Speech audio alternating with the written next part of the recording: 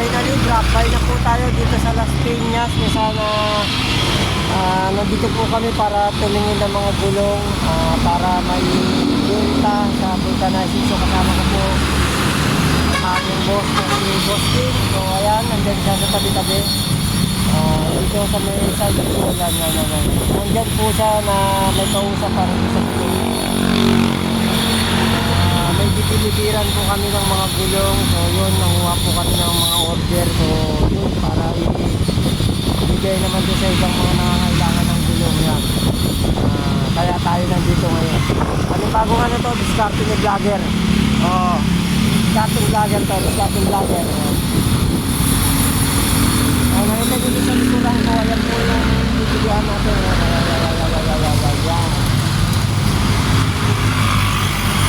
Hirap. Hirap pala tanggalin yung helmet. Diba talaga pagkasanay ka sa bundok sa ano? Grabe. Yan, so Las Piñas po ito. Nasa Las Piñas po tayo. Ito. Yan o. Yun o. Yun po yung bibigyan natin ng gulong.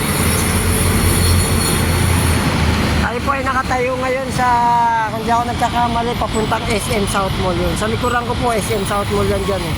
Paglagpas yan. So ito, pa Marcos Alvarez. Paano papunta to?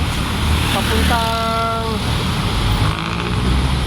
Molino. Yun, yung gawing kanan din po yung papasok doon. Papuntang Molino po yan. So ayan. Shoutout muna tayo. Shoutout kay Maria Cabrera.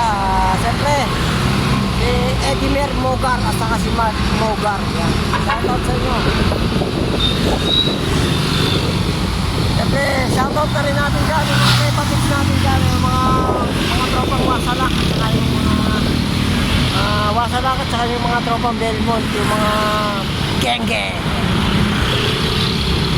Jezebel Cabrera. Saka si Nigel Moreno Cabrera. Nigel Cabrera Moreno. Lagi ako nalilito dyan. Isama na rin natin po dyan si Vlog. Si RC Cabrera yan. Shoutout po.